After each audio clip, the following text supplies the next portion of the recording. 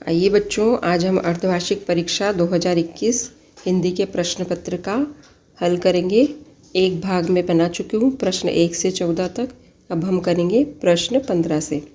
प्रश्न 15 है, निम्न शब्दों के वाक्यों में प्रयोग कीजिए। पहला है काकी। काकी आज तीर्थ यात्रा से आई हैं। दूसरा है हलवा। आज माँ ने बहुत ही स्वादिष्ट हलवा बनाया। तीसरा है व्यंजन। दिवाली पर कई प्रकार के व्यंजन बनाए जाते हैं। चौथा है कचौरी। मुझे कचौरी बहुत पसंद है।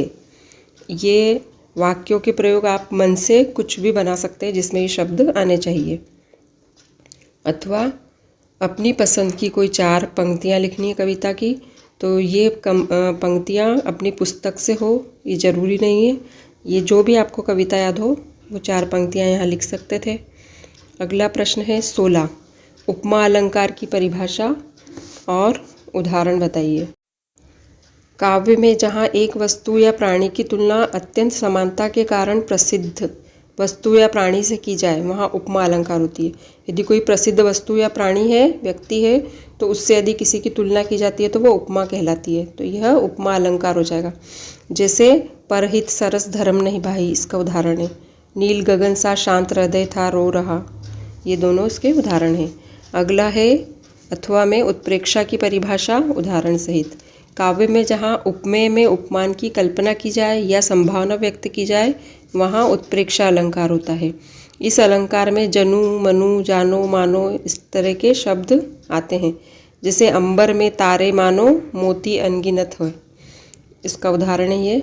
और अगला प्रश्न है प्रश्न 17, मुंशी प्रेमचंद जी की साहित्यिक परिचय निम्न बिंदुओं के आधार पर दीजिए। तो मुंशी प्रेमचंद जी की 2 रचनाएं बतानी है और उनकी भाषा, शैली और साहित्य में स्थान बताना है।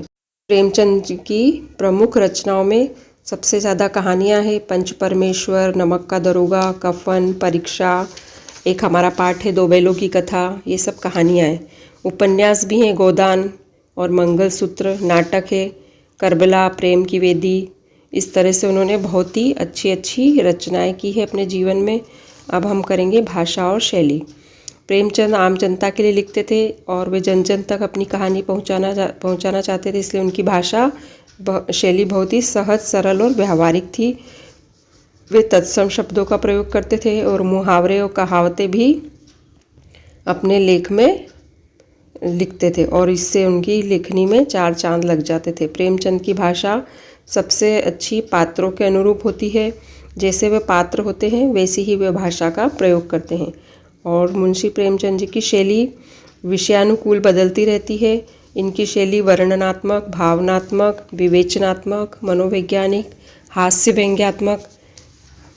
इसके अतिरिक्त प्रेमचंद ने व्याख्यात्मक, विचारात्मक, सूत्रात्मक आदि शैलियों का भी प्रयोग किया है। साहित्य में स्थान। प्रेमचंद जी भारतीय जनता के सच्चे साहित्यकार थे। आपकी भाषा शैली को नवीन रूप प्रदान किया और युग की धड़कनों को शब्दों में उभारा। उन्होंने लोक मंगलकारी साहित्य की रचना की। इनका साहित्य जन जन तक पहुंचा और सभी इन्हें बहुत पसंद करते थे। इन्हें कहानी सम्राट कहा जाता था। हिंदी साहित्य में ही विश्व साहित्य में मुंशी प्रेमचंद जी का महत्वपूर्ण स्थान है। अगला प्रश्न है, इसका अथवा में लासा की ओर यात्रा वृत्तांत का पाठ का सारांश लिखो। जो पार्ट 2 है हमारा गद्य का, उसका सारांश लिखना है। तो इसके लिए मैं लिंक भेज दूंगी आपको, वो आप पढ़ लेना फिर से। और प्रश्न है 18, निम्न गद्यांश की संदर्भ सहित व्याख्या कीजिए। जो यहाँ पर गद्यांश दिया है वह 2 बैलों की कथा पाठ से लिया गया है और उसके लेखक कौन है? मुंशी प्रेमचंद। ये हम संदर्भ में लिखेंगे। और प्रसंग है इसमें बैलों की मूक भाषा के बारे में, उनकी निरीह प्राणी जो बोल नहीं सकते वो क्या सोचते हैं वो सब इसमें बताया है। ये प्रसंग हुआ और इसकी व्याख्या हमें इसका अर्थ लिखकर करनी है।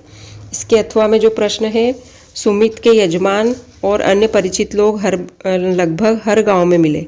इस आधार पर सुमित के व्यक्तित्व की कुछ विशेषताएं चित्रण करो। हमें सुमित के जो विशेषता है चरित्र की वो बताना है। सुमित के यजमान और उसके परिचित हर गांव में लेखक को मिले। इससे सुमित के व्यक्तित्व की अनेक विशेषताएं प्रकट होती है। जैसे सुमित मिलनसार था, हंसमुख था वह लोगों के बीच धर्मगुरु के समान कार्य करता था, जो उन्हें बोधगया से लाए हुए गंडे दिया करते थे। सुमित समय का पाबंद था। वह समय पर लेखक के न पहुंचने पर बहुत नाराज होता है, और जब वह समय पर नहीं पहुंच पाते का कारण बताते हैं तो उनका गुस्सा भी जल्दी ही शांत हो जाता है। सुमित लालची स्वभाव का था। सुमित बौद्ध धर्म की आस्था रखता था। वह तिब्बत का अच्छा भौगोलिक ज्ञान भी रखता था, और वह आतिथ्य सत्कार में भी कुशल था। प्रश्न 19, कबीर दास जी की काव्य परिचय निम्न बिंदुओं के आधार पर दीजिए।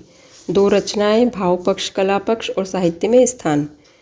तो जो कबीर दास जी थी, उन्होंने साखियाँ लिखी है, दोहे और छंद में, और उन्होंने सबद, रमैनी, ये सब रचनाएं हैं उनकी। बीजक, कबीर ग्रंथावली में उन्होंने कई रचनाएं लिखी है।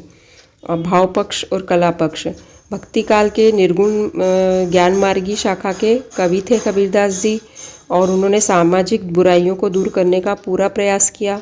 अंधविश्वास, छुआछूत, वर्ग भेद, जाति पाति का विरोध हमेशा करते थे वे। उनके लेख में, उनके दोहों में भी दिखाई देता है। यही उनके काव्य का प्रबल पक्ष है। कला पक्ष, सीधी सरल व्यावहारिक भाषा में कबीरदास जी काव्य की रचना करते हैं। उनकी भाषा में अरबी, फारसी, राजस्थानी, ब्रज आदि शब्दों का मिश्रण होता है, और रूपक, उपमा, अलंकार, अनुप्रास अलंकार का भी बहुत अच्छा प्रयोग करते हैं। कबीरदास जी ने अलंकारों का प्रयोग बहुत ही चमत्कारी रूप से किया है, और उनके प्रतीक, बिंब और अन्योक्ति अद्भुत, ये सब उनकी काव्य का हिस्सा हैं। साहित्य में स्थान, हिंदी साहित्य के स्वर्ण युग माने जाने वाले भक्ति काल के महान कवि हैं कबीरदास जी। उनकी सहजता, उत्कृष्टता के लिए निरंतर सराहे जाते हैं। प्रबुद्ध विचारक, समाज सुधारक, ये सब उनकी विशेषताएं हैं। इसका अथवा में प्रश्न है, वाक पाठ का सारांश लिखिए। यह भी आपको मैं लिंक दे दूंगी। वाक पाठ का सारांश मैंने पहले ही वीडियो बना रखा है। प्रश्न 20, पद्यांश की संदर्भ प्रसंग सहित व्याख्या कीजिए। यह है, खा खाकर कुछ पाएगा नहीं, न खाकर बनेगा अहंकारी, सम खा तभी होगा संभावी, खुलेगी सांकल बंद द्वार की। यह वाक पाठ से लिया गया है, और इसकी जो लेखिका है वो लल्लद है, और इसमें उन्होंने बताया है कि खा खाकर विषय वासनाओं में पड़ा रहने से भगवान नहीं मिलेंगे, और हमारे मोक्ष का द्वार भी नहीं खुलेगा। यदि हम सभी चीज़ खाकर संभावी हो जाएंगे, सबको एक समान समझेंगे, तभी हमारा मोक्ष का द्वार खुलेगा। और इसमें प्रसंग ये हो गया, और इसके बाद व्याख्या करनी है इसकी। और अगला इसका प्रश्न है, भाव स्पष्ट कीजिए। जेब टटोली कोड़ी न पाई, नहीं है तो स्वयं को जान। इसमें कवियत्री लल्लद ने अपना संपूर्ण जीवन सांसारिक मोह माया के बंधनों में फंसकर बिता दिया। उसने सांसारिक मोहपाश में बंधे रहकर जो कुछ भी पूजा अर्चना की, वह सब वास्तविकता से काफ़ी दूर थी। इसीलिए उन्होंने ऐसा कहा है, जेब टटोली कोड़ी न पाई। कवित्री आज जब अपने जीवन के अंतिम पड़ाव पर है, तब वह अपने जीवन की समीक्षा करती है और ये पाती है कि उन्होंने अपना सब कुछ मूल्यवान समय खो दिया है, और प्रभु को देने लायक कुछ भी नहीं बचा है। अंततः वह चिंतित है कि भवसागर पार लगाने में भगवान को वो क्या देंगी, जब भगवान से मिलेंगी तो उन्हें क्या देंगी। अब अगला प्रश्न है 21, निम्नलिखित में से किसी एक विषय पर रूपरेखा लिखिए। विज्ञान के चमत्कार, जल का महत्व, दीपावली एक पर्व, विद्यार्थी और अनुशासन। इसमें से किसी भी एक विषय के ऊपर रूपरेखा लिखनी थी। सिर्फ हमें इसके जो प्रस्तावना, उपसंहार, ये बिंदु होते हैं वो सब लिखना चाहिए रूपरेखा में, और इसका वर्णन नहीं करना था। और प्रश्न 22 है, अपठित गद्यांश। निम्नलिखित अपठित गद्यांश को पढ़कर नीचे लिखे हुए प्रश्नों के उत्तर दीजिए। कभी कभी लक्ष्य बहुत दूर दिखाई देता है, संदेह होने लगता है कि इस लक्ष्य को प्राप्त कर लेंगे या नहीं। कई बार लक्ष्य प्राप्ति के लिए अनेक प्रयास करने पर भी सफलता मिलती है। निराशा से प्रसन्नता और शांति नष्ट हो जाती है। आशा उत्साहित करती है। गद्यांश को प्रश्नोत्तर करने के लिए 2-3 बार हम अच्छे से पढ़ेंगे ध्यान से, तो प्रश्नों के उत्तर इसी के अंदर हमें मिल जाते हैं। पहला प्रश्न है, निराशा का भाव क्यों जागृत होता है। इसका उत्तर है, कई बार जब हम लक्ष्य प्राप्ति के लिए प्रयास करते हैं और हमें असफलता मिलती है तो निराशा का भाव जागृत हो जाता है। प्रश्न 2, निराशा का व्यक्ति पर क्या प्रभाव पड़ता है। निराशा से प्रसन्नता और शांति नष्ट हो जाती है। प्रश्न 3, गद्यांश का उचित शीर्षक लिखिए। इस गद्यांश को जब हम बार बार पढ़ते हैं तो हम उसके शीर्षक को पता कर सकते हैं।